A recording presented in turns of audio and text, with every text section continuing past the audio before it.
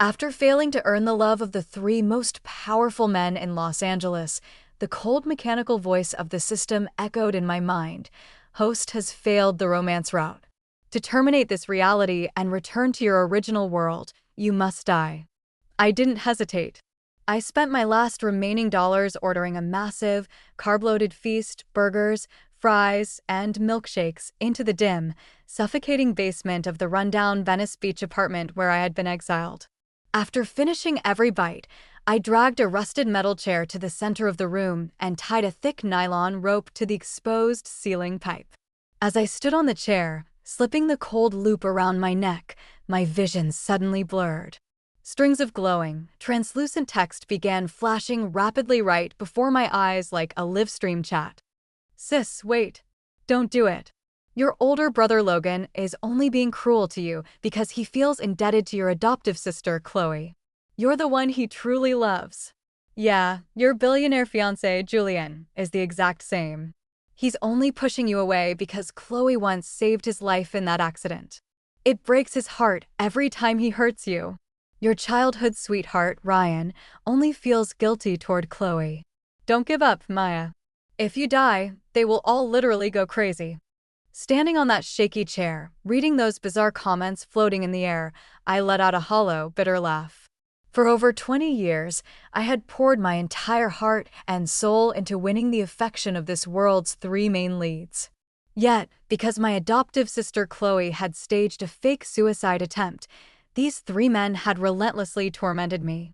They had stripped me of my inheritance, kicked me out into the sunless, moldy basement, and saddled me with millions in fraudulent debts. Now, these mysterious comments were trying to convince me that I was secretly the beloved one? It was pathetically laughable. I ignored the flashing text, closed my eyes, and kicked the chair away. Suffocation hit me like a physical wall. The agony in my throat was blinding, but as consciousness began to slip, I saw the warm, loving smiles of my real parents from my original world. Wait for me, I thought. I'm finally coming home. But the glowing comments didn't stop. They flashed faster, frantic, and desperate. Oh my God, the brother is coming. Everyone, don't worry, Logan acts tough, but he's secretly coming to save her. Yes, Logan pretends to hate Maya, but he's going to freak out when he sees her actually trying to end it. Chloe saved the three of them, so they have to pay her back. Maya, please try to understand them. Once Julian and Chloe finish their symbolic wedding, the debt is paid and it's your turn. Bam! The flimsy basement door was violently kicked off its hinges. Through a haze of darkness, I felt a heavy force slam into my body, pulling me down. I crashed hard onto the concrete floor, coughing violently, gasping for air. The rope snapped away. Damn it, I thought, my chest burning. I didn't get to see my mom and dad. Maya, what the hell is wrong with you? A furious, familiar voice roared above me. I looked up to see my older brother, Logan, his face pale and contorted with rage.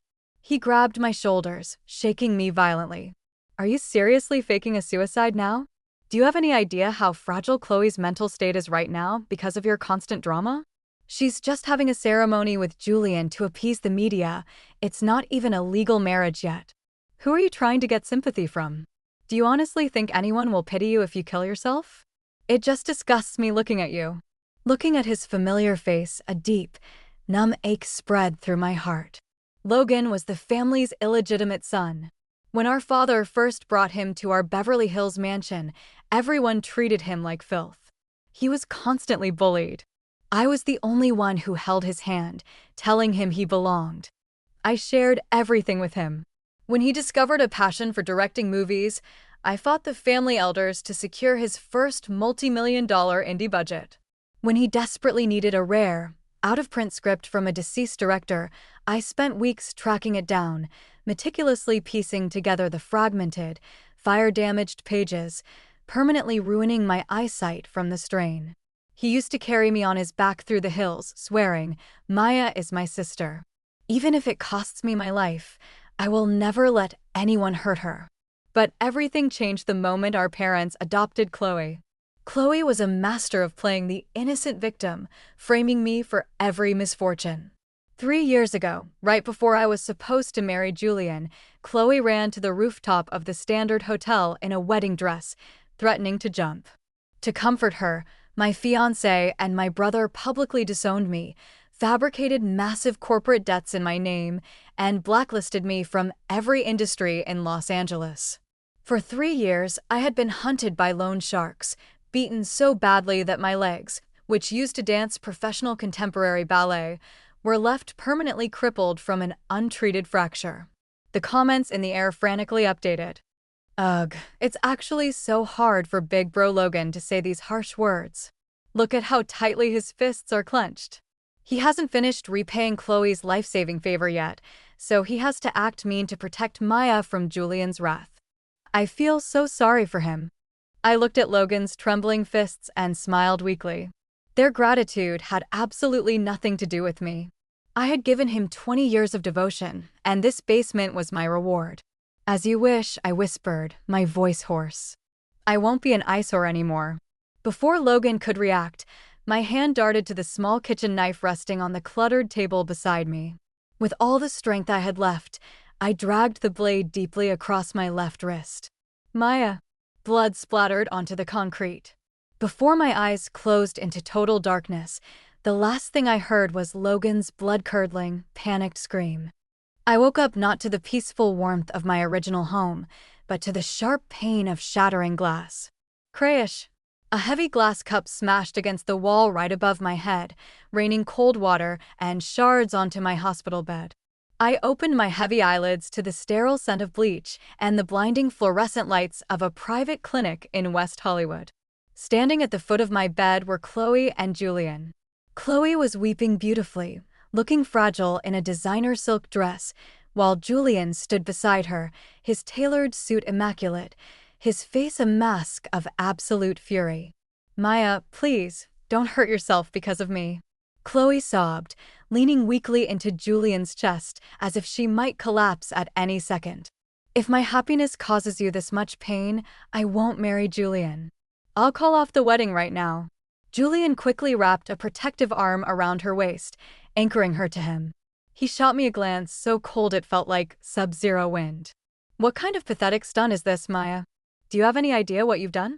Chloe hasn't slept or eaten a single meal because she's paralyzed with guilt over your selfishness. It's a symbolic ceremony to satisfy the board of directors. Who are you trying to manipulate? Do you think your cheap blood gains you sympathy? Right on cue, the glowing text began to blur across my field of vision. OMG, did anyone notice Julian's hands? He's gripping the edge of the bed so hard his knuckles are white. He's saying harsh words, but he's dying inside. Exactly. Because he has to pay back Chloe's life-saving grace, he can't upset her. He has to play along to protect the corporate merger. He can only wrong Maya for now. Sis, please don't cry. You'll understand his hidden, torturous love after the wedding. The more he loves her, the more he restrains himself. I'm crying so hard for Julian right now. I stared at the floating words, feeling completely detached. I didn't feel a single ounce of comfort. Instead, memories of my past with Julian flashed through my mind like bitter irony. During our junior year of high school, I spent 2 years in London as an exchange student. That was where I met Julian. At the time, he had been framed by his father's illegitimate brother, stripped of his passport, and thrown out of the country with nothing. When I found him, he looked like a homeless man freezing on the streets of Mayfair. I took him into my tiny flat. I worked 2 part-time jobs, cooked for him, and rebuilt his confidence from the ground up. My unwavering devotion turned his icy demeanor into profound tenderness. He used to secretly sketch me while I slept, writing ma femme, my wife, in elegant French script at the bottom of the pages. When we returned to Los Angeles, I used my family's connections to help him stage a boardroom coup and reclaim his billionaire empire. He held me under the stars in Malibu, promising me the grandest wedding California had ever seen. But the moment Chloe entered the picture with her life-saving grace, everything vanished. The gentle Julian who once loved me turned into a monster. He rejected me, publicly humiliated me, and eventually, during a confrontation where Chloe claimed I pushed her, he personally ordered his security guards to restrain me, breaking the delicate bones in my right hand, the hand that used to play the violin for him. All because of a life-saving grace they never bothered to truly investigate. I kept my head down, staring at my bandaged wrist. I don't want Julian. I don't want the inheritance. I just want to be let go. I have nothing left. At least let my life belong to me. The comments immediately flared up with intense irritation. Why is Maya always saying things that push the male lead away? Ugh, she's being so dramatic. Honestly, Julian's love is so deep and restrained. What more does she want from him? Can't she see he's doing this for their future? These viewers called me sis, but I wasn't a person to them. I was merely a prop, a tool meant to endure suffering to make the male lead's eventual regret taste sweeter. Julian's eyelashes fluttered.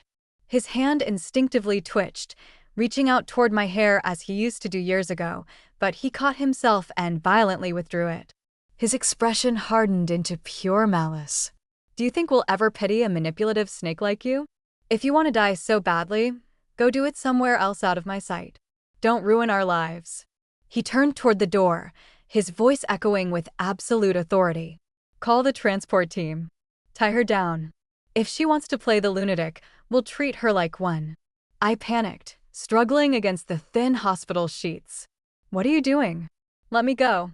You want to die? I won't give you the satisfaction, Julian sneered, refusing to look back. I'll make sure you stay alive to see exactly what you've lost. Within an hour, I was thrown into the back of an unmarked medical van and transported to a heavily fortified private psychiatric facility tucked away in the secluded canyons of Calabasas. I recognized the emblem on the gates immediately. It belonged to the family of Chad, my childhood sweetheart. I was strapped down to a heavy leather gurney, thick restraints binding my ankles, torso, and my ruined hands. The door clicked open, and Chad walked in, holding his phone. He was speaking in a warm, incredibly gentle tone I hadn't heard directed at me in years. Rest up, Chloe. Don't worry about a thing. I'll be standing right by your side at the altar with Julian. But the moment he ended the call and looked down at me, his eyes filled with absolute, venomous disgust. Well. Julian told me you tried to slit your wrists just to get attention. Maya, you are truly pathetic. The translucent screen flashed wildly in front of me. OMG, the bratty younger puppy lead Chad is finally here. Look at him. He's deliberately acting cruel to get Maya's attention because he's deeply jealous of Julian and Logan. He called Chloe in front of her just to make her envious. How cute. Cute? The boy the comments called a bratty puppy was looking at me like I was a diseased rat. This was Chad, the boy who had been my shadow since we were toddlers. When he was 15, we went skiing in Aspen together and got caught in a massive avalanche.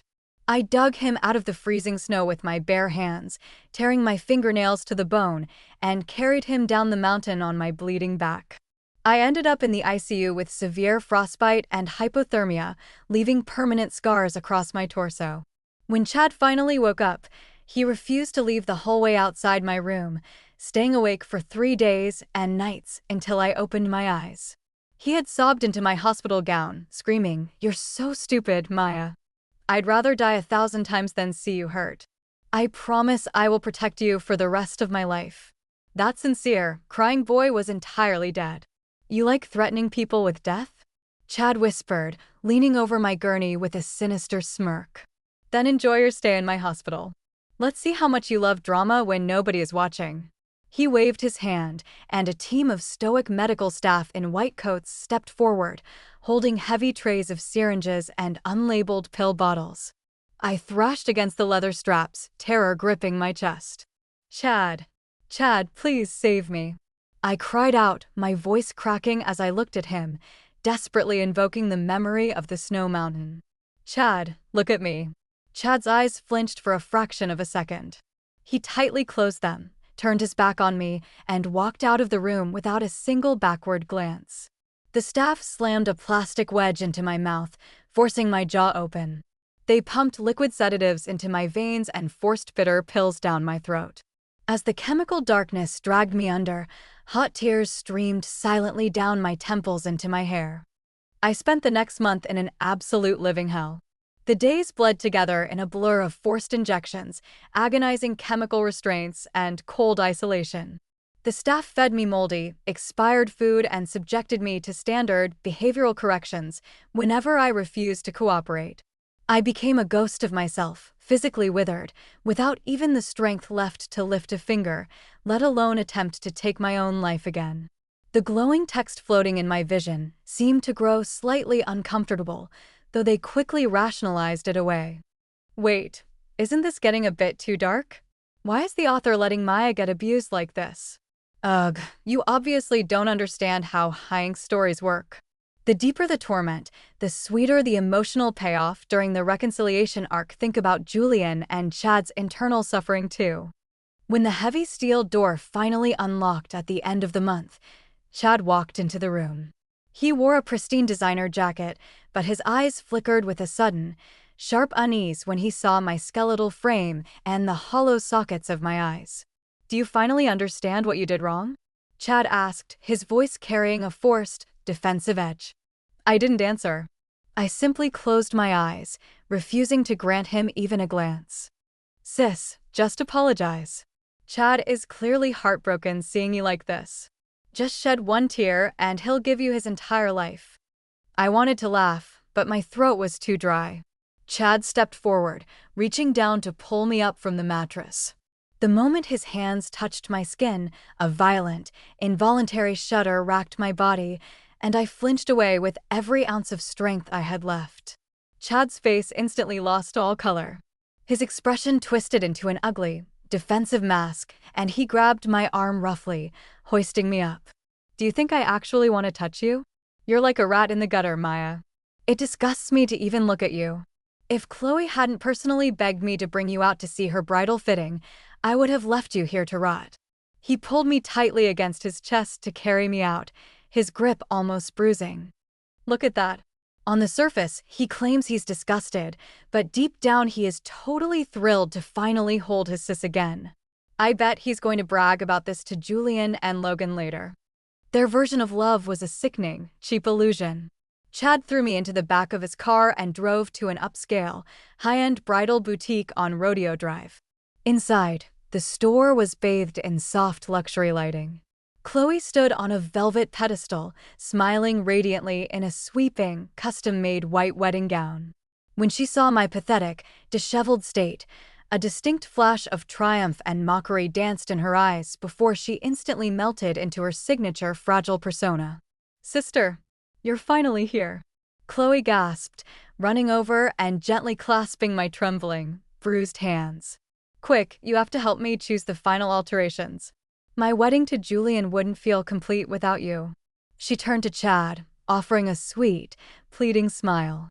"Chad, could you leave us for a moment? This is sister time." Chad frowned, glaring at me warningly. "If I leave, what if she tries to bully you again, Chloe?" "Chad, don't talk about Maya like that," Chloe whispered softly. "I'm sure she never truly meant to hurt me." The moment the heavy glass doors closed behind Chad, the soft, angelic facade dissolved completely. Chloe let go of my hands as if touching filth, her lips curling into a malicious, venomous sneer.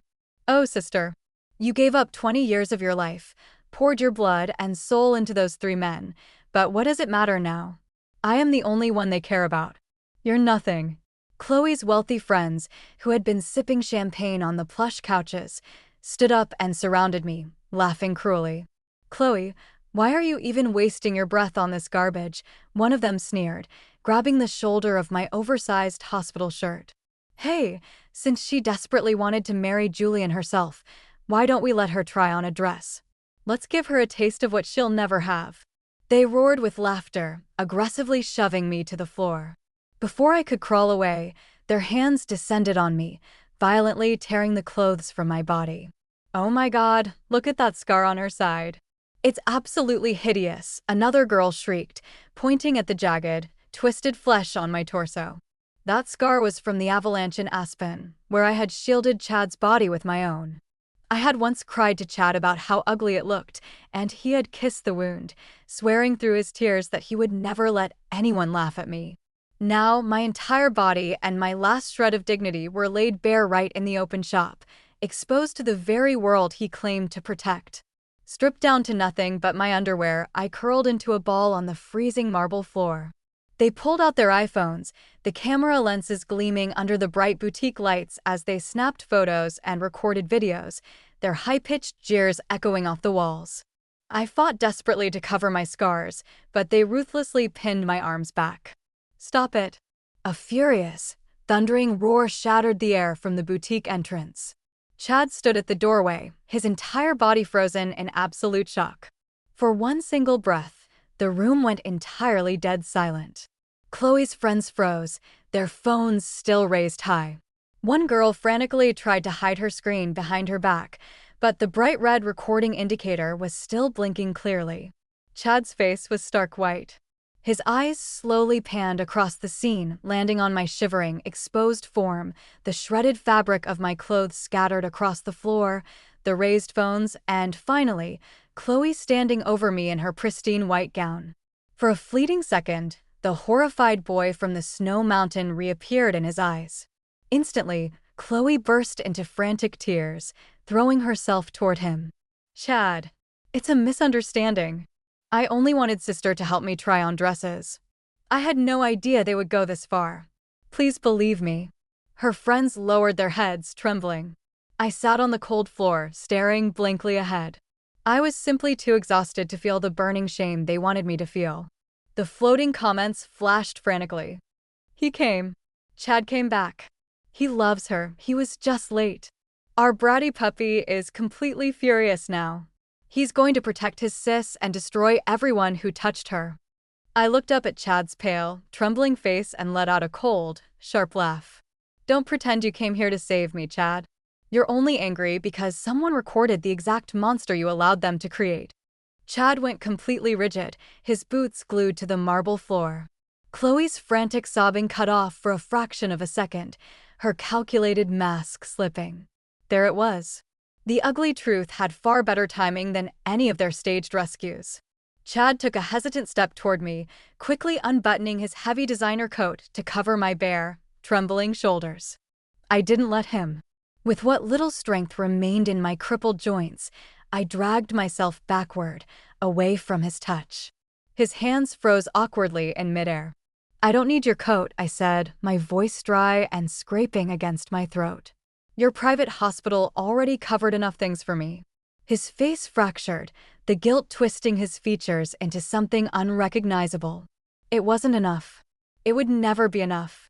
I looked past him, ignoring his outstretched hands, and locked eyes with the boutique manager who was trembling behind the front counter. "Do not delete a single second of the security footage from today. My lawyer will be formally requesting it."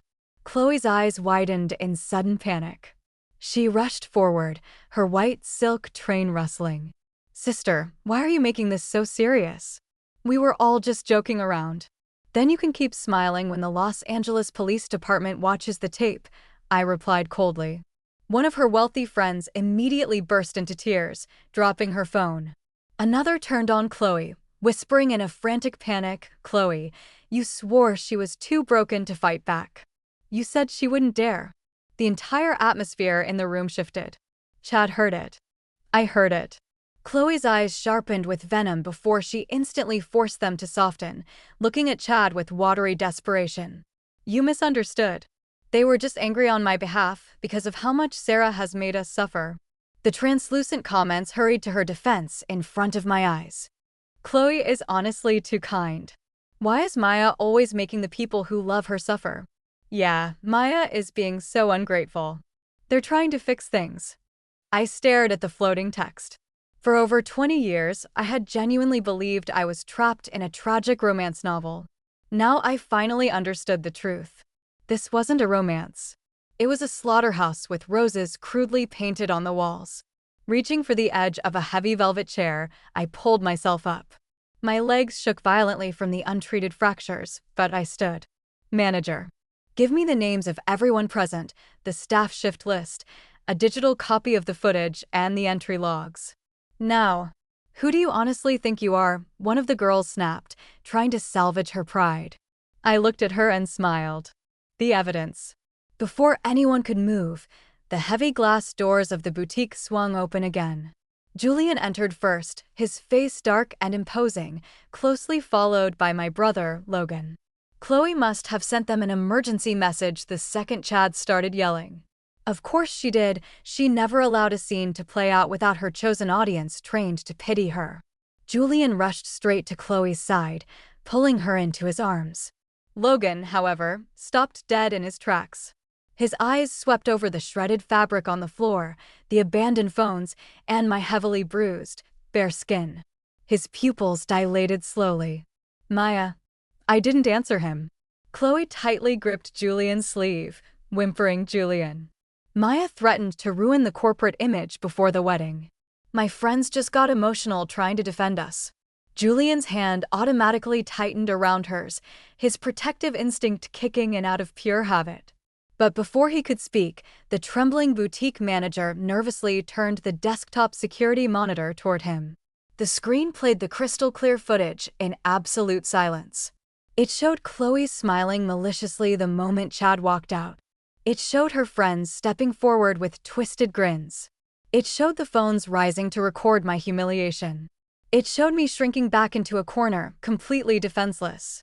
It didn't need sound. Julian's face completely changed. The cold, unyielding billionaire suddenly looked sick.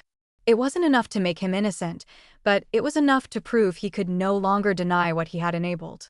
Logan stepped forward, his hand reaching out as if he wanted to pull me behind him, to shield me like he used to. I took a sharp step back before he could come within arm's reach. He stopped instantly, looking as though I had physically slapped him across the face. You already used up my name when you dragged me down from the rope and called me disgusting, I said, my voice cutting through the silence of the boutique. Don't try to make it sound gentle now. His lips parted, trembling, but no words came out. I looked at the three of them standing there: Logan, Julian, Chad. The three men I had wasted 20 years of my life trying to win over. The three men who had stood idly by while Chloe systematically ruined me, calling my immense suffering a justified debt repayment. Tell me, I whispered, looking directly into their eyes. Which debt did this cover? Nobody answered. The floating comments in the air began to slow down, their rapid text sputtering. Wait, why does this feel entirely wrong? Why did none of the male leads stop this before it got this bad? Suddenly, the sharp ring of a cell phone broke the stifling silence. It was coming from the pocket of my discarded, torn jacket on the floor. I knelt down, picked it up, and answered the unknown number. A woman's voice came through the speaker, perfectly clear, professional, and ice-cold. Miss Maya, this is Gracelyn Vance, senior partner at Vance & Associates. The delayed email you scheduled to send to my firm 3 days ago has been received. I am currently downstairs in the boutique parking lot with the LAPD and a private medical transport. Do not sign anything. Do not leave the premises with any of them. Before I had stepped onto that chair in the basement, I had compiled everything I had left into a secure cloud drive: fraudulent debt files, historical photos, certified medical records, names, and exact dates. I had thought it would only matter as a messy last confession after I died. I was wrong. It mattered right now. 5 minutes later, Gracelyn Vance entered the boutique. She was a sharp-eyed woman in a tailored black suit, moving with absolute precision. She took one look at my condition, then at the three men, and finally at Chloe. There was no pity in her eyes. Just calculations. Good. Miss Maya, from this exact moment, any and all contact with you goes strictly through me, Gracelyn announced, stepping between me and the crowd. Julian transitioned back into his corporate persona, his brow furrowing deeply. This is a private family matter, counselor. Gracelyn didn't even blink. Then your family has been committing highly actionable felonies very comfortably, Mr. Vance. Logan stiffened. Chad looked down at the floor, unable to meet her gaze. Chloe's eyes immediately filled with tears again, stepping forward. Lawyer Vance, there must be a massive misunderstanding. Maya has been mentally unstable for months. Gracelyn completely ignored her, turning directly to the boutique manager. Preserve every single second of that surveillance footage. If a single byte of that file disappears, This entire establishment will be named as a primary co-conspirator in a federal obstruction suit. She then turned her sharp gaze to Chloe's terrified friends. Phones on the table. Right now. They hesitated, looking at Julian for help. Gracelyn offered them a cold, razor-sharp smile. Or we can let the police subpoena them after you attempt to delete federal evidence. Your choice. The first phone clattered onto the glass table, followed quickly by the second and the third. Chloe finally panicked, looking up at Julian. Julian, please. But for the first time in 3 years, Julian looked at her, and his arms did not move fast enough to pull her close. That slight hesitation was tiny, but Chloe saw it. And so did I. The Independent Medical Evaluation Center Gracelyn chose did not smell like Chad's facility. There were no heavy steel doors, no white coats with empty eyes, and no hidden restraints. The forensic doctors meticulously documented the severe nerve damage in my right hand, the improperly healed fractures in my legs, the long-term strain on my vision, and the physical trauma from the illegal confinement in Calabasas. The official language of the medical report was clean, precise, and objective. That only made it more horrifying. Unlawful restraint. Unauthorized chemical sedation. Severe, prolonged medical neglect. Gracelyn organized the documents neatly into a thick leather folder. Do you want to rest before we file the official charges with the district attorney? No, my voice was still rough, but steady. If I rest, they will start crying first. Gracelyn looked at me for a long second, a rare, approving nod passing over her features. She snapped the folder shut. Good answer. That night, Chloe released a statement through her public relations team. My sister Maya has been deeply unwell for a very long time. I have never wanted anything but the best for her. Today's incident at the boutique was a deeply painful misunderstanding. However, I will still proceed with the symbolic wedding to Julian, solely to fulfill the long-standing family debt of gratitude and to allow everyone to finally heal and move on. Underneath the post, the public, manipulated by years of media spin, praised her grace and selflessness. Then, Gracelyn released a single image. It was heavily blurred to protect my dignity, but clear enough to show the absolute truth, me trapped on the cold marble floor in my underwear, Chloe's wealthy friends standing in a circle with raised phones, and Chloe standing right above me, wearing a triumphant smile. The caption written by Gracelyn was brief. Miss Maya was not the aggressor. Every piece of forensic and digital evidence has been legally preserved. The law will speak next. By the time the sun rose over Los Angeles, Chloe's polished statement had cracked wide open. The internet comment sections erupted with questions. Why are her friends holding up phones like bullies? Why is Maya on the floor? Why is the bride smiling at someone's humiliation? Is this what they call gratitude? The translucent text floating in my vision flickered rapidly, their fonts turning shaky and uncertain. This doesn't feel like a romance novel anymore.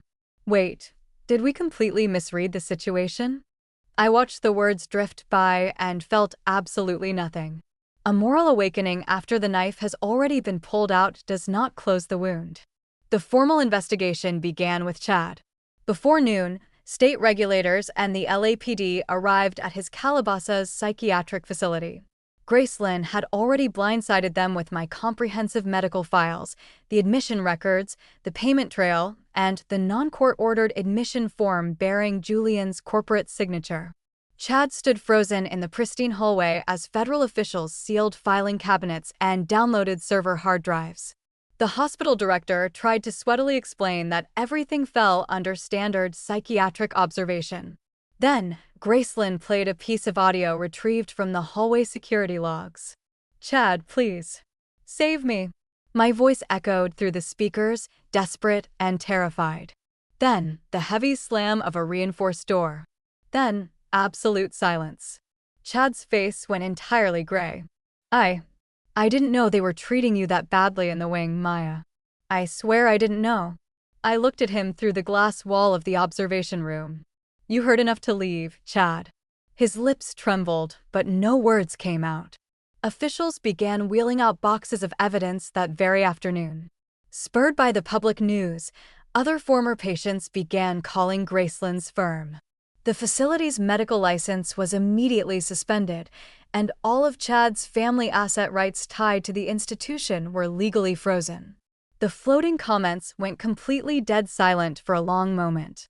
This isn't a cute, bratty puppy at all.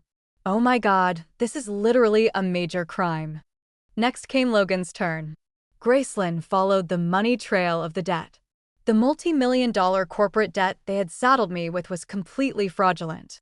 It bore forged signatures, Logan's official corporate seal, and long-term liabilities systematically transferred into my name the exact week I was kicked out of the Beverly Hills estate.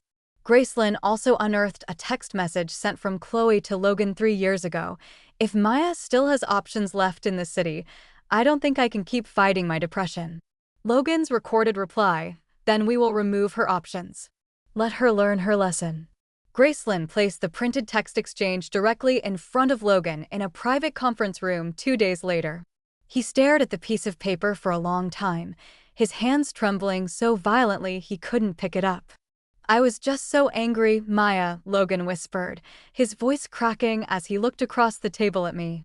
I sat perfectly still, showing no tears, no anger, no sisterly softness. I honestly thought you just deserved a lesson. I thought it would make you stop competing with Chloe. I know, I replied softly.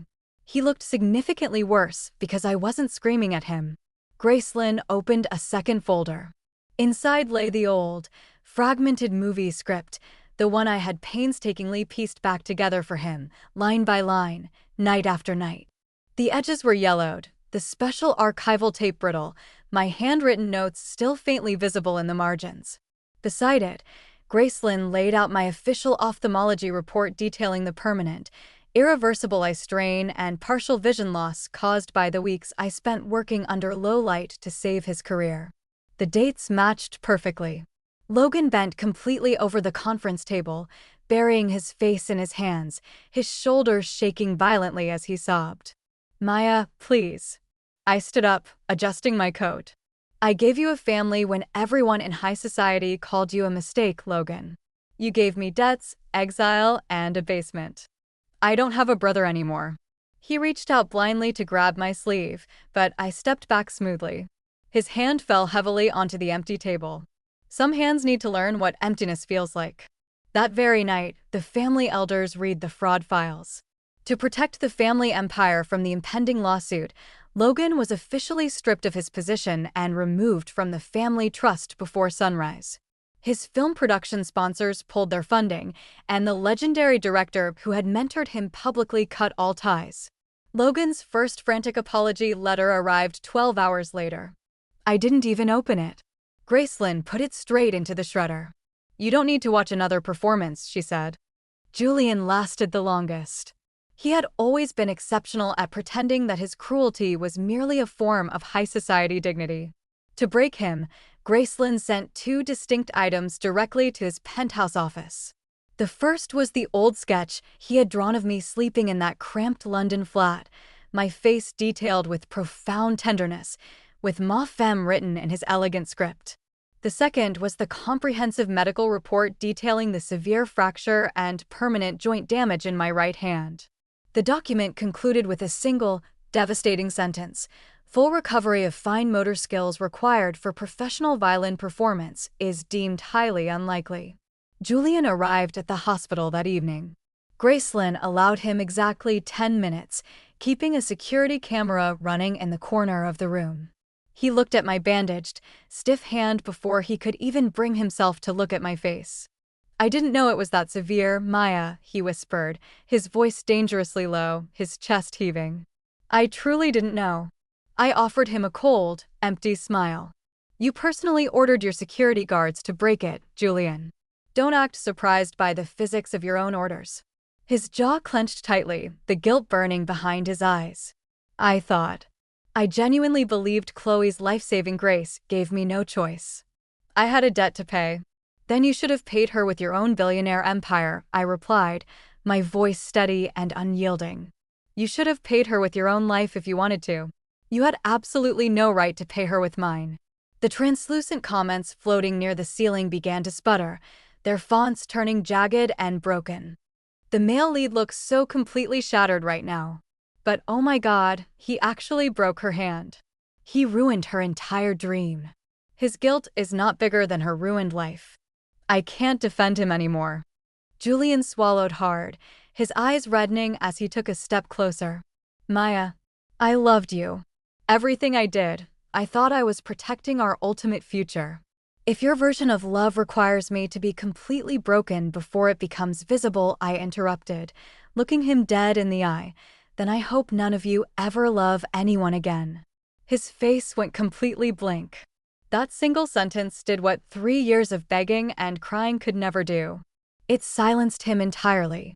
The following week, Chloe's miraculous, life-saving grace began to completely unravel. Graceland's investigators tracked down the original hotel rooftop surveillance footage from 3 years ago. The unedited tape showed Chloe in her wedding dress, casually checking her phone to see if enough paparazzi had gathered on the streets below before she finally stepped onto the ledge. The medical records from that night revealed absolutely no injuries and a voluntary psychiatric discharge within 2 hours. Next came the truth about the foreign hotel fire where Chloe claimed she had saved Julian's life. The emergency dispatch logs proved that I was the one who had called 911, provided his exact room number, and guided the firefighters through the rear service entrance. Chloe had merely arrived in a taxi after the fire was already extinguished, stepping forward to comfort him in front of the cameras. Even the story of how she saved Logan's directing career by begging a famous master to teach him was exposed. The master's archival assistant uncovered my old letters, my personal financial donations, and my formal recommendations. Chloe had simply volunteered to deliver the final acceptance letter, crying pretty tears to take the credit. They had repaid a few moments of theatrical comfort with my entire life. Graceland handed me the final investigative reports one by one in the quiet office. She didn't actually save their lives, Maya, I murmured, watching the pages slide into the folder. Graceland looked up, her expression sharp and cold. No, she didn't save their lives. She simply saved their excuses. That exact line became the foundation of the legal trap we set for the symbolic wedding. Chloe, desperate to salvage her high society standing, insisted that the ceremony proceed. She desperately wanted a grand stage to prove she had one. I was more than happy to give her one. On the morning of the wedding, the blue holographic panel of the system suddenly materialized above my bed, pulsing with static electricity. Warning: romance route collapse imminent. Target affection values fluctuating erratically. Host survival protocol compromised. I stared at the glowing blue text with complete indifference. You're late, too. The system did not respond, its mechanical gears humming silently. Were you watching when they threw me into that Calabasas asylum? I asked, a mocking smile touching my lips. Were you watching when your perfect romance route turned into a multi-felony crime scene? The panel glitched violently, lines of code fracturing across the screen. Mission objective remains unchanged. Win the affection of Logan, Julian, and Chad. I laughed until my chest ached, the sound echoing sharply in the sterile room. No. I quit. Route failure results in death, right? You already offered me that door in the basement. I'm not afraid of it anymore. For the first time since this nightmare began, the system and the floating comments went completely, beautifully silent. On the day of the wedding, I wore an elegant, tailored black silk dress. I didn't wear it because I was mourning Julian. I wore it because black never pretends to be innocent. Graceland walked right beside me, her heels clicking sharply against the polished floor. The massive double doors of the luxury hotel ballroom swung open, and every media camera instantly turned toward us. The room went dead silent. Chloe stood beneath an elaborate arch of white orchids, looking breathtakingly pure. Julian stood beside her, his face pale and stiff. In the front row sat Logan and Chad, looking like hollowed-out ghosts in their designer suits. When Chloe saw me, her fingers tightened around her white bouquet. She instantly raised the microphone, her voice trembling beautifully. Sister, if you are here to bless us, I am so grateful. If you are here to blame me again, I still forgive you. I didn't walk toward the altar. I didn't look at Julian. I walked straight to the media control booth at the back of the hall. Gracelyn calmly handed the head technician a federal court order. The massive digital screens behind the altar suddenly cut to black before flashing to life with the crystal-clear surveillance footage from the Rodeo Drive boutique. The entire ballroom gasped. The audio echoed through the state-of-the-art sound system. Chloe's malicious voice rang out perfectly clear. "Oh, sister. You gave up 20 years, but what does it matter now? I am the only one they care about. You're nothing." Chloe's bouquet slipped from her hands, crashing to the floor. "You wore white because you wanted everyone to see you as pure," I said, my voice amplification cutting through the stunned silence. "The problem is white shows stains first." The screens shifted rapidly, displaying one devastating document after another. Chad's illegal asylum records, Logan's forged debt files, Julian's original London sketches right next to the horrific medical reports of my broken violin hand. Then came the unedited rooftop footage, the rescue logs, and the emergency dispatch timelines from the hotel fire.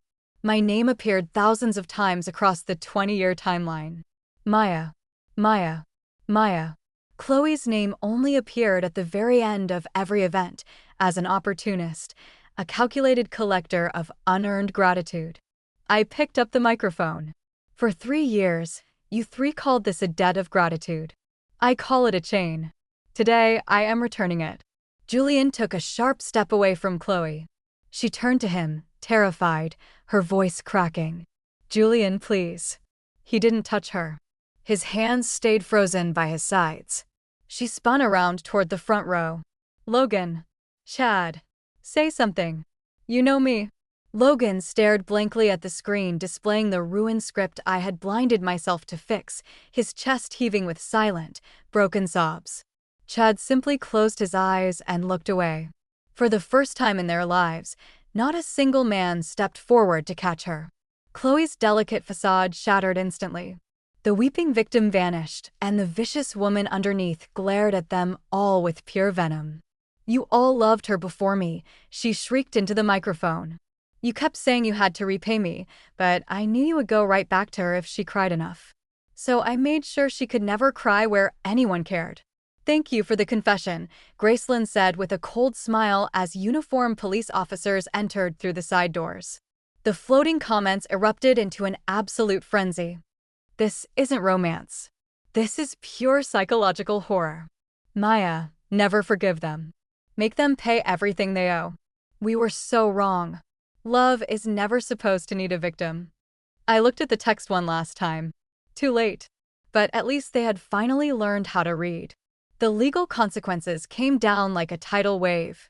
Chad's Calabasas facility was permanently shut down, and the assets were liquidated to fund millions in victim compensations. Chad pled guilty to felony unlawful confinement, conspiracy, and medical abuse, receiving a 10-year sentence in a state penitentiary. Julian was stripped of his CEO title by his board of directors within 48 hours. He accepted a plea deal for corporate fraud, assault by proxy, and participation in unlawful detention, resulting in 6 years of prison and massive civil damages that completely drained his personal wealth. Logan's career was entirely erased. The family elders legally disowned him, and he was forced to declare bankruptcy to pay back the fraudulent debts he had transferred to me. He received 3 years of prison time with long-term probation. Before he was taken away, he fell to his knees in the courthouse hallway, begging, "Maya, please, just call me brother one last time." I thought of the basement floor. I thought of the rope. My brother died the day he looked at me in that basement and told me I disgusted him, I said, and walked past. Chloe received 15 years for grand fraud, criminal defamation, coercion, and conspiracy. When the judge read the sentence, she turned around wildly, looking for a savior. But the gallery was completely empty. That night, the system's blue panel flashed one last time in my quiet apartment. Route collapse complete. Target affection values exceeded maximum threshold after irreversible rejection. Current affection: Logan 99%, Julian 98%, Chad 98%. Host is no longer bound. Return channel to original world opened. A live transfer available. I let out a soft laugh.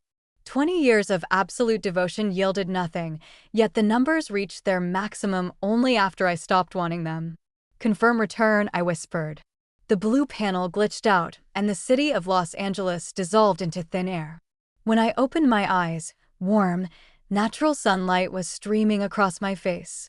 I was lying in my old bedroom, my real bedroom. My mother's favorite knitted scarf hung over the chair, and the familiar, comforting scent of breakfast drifted in from the kitchen. The door pushed open, and my real mother stood there. She dropped her coffee mug, it shattering on the floor as her face crumpled into tears. Maya. Oh my God, Maya. My father rushed in behind her, and within seconds, their arms wrapped around me tightly, holding me as if I might disappear. This time, I didn't flinch. There was no hidden debt, no transactional gratitude, no knife waiting in the dark. Just unconditional love. Just home. I buried my face in my mother's shoulder and cried like someone who had finally found the correct world. Later, as we sat by the window and my mother gently stroked my hair, asking what had happened during the years I was gone, I simply smiled and squeezed her hand. Just a very long, ugly nightmare, I whispered. But I'm finally awake. Faint blue text tried to flicker at the very edge of my vision one last time, but I intentionally blinked them away. That story was completely over. They could write all the comments they wanted about the tragic hidden love of 3 broken men. In the end, I became the woman all 3 of them openly lost. Because love that arrives only after it destroys you isn't love at all. It is just evidence.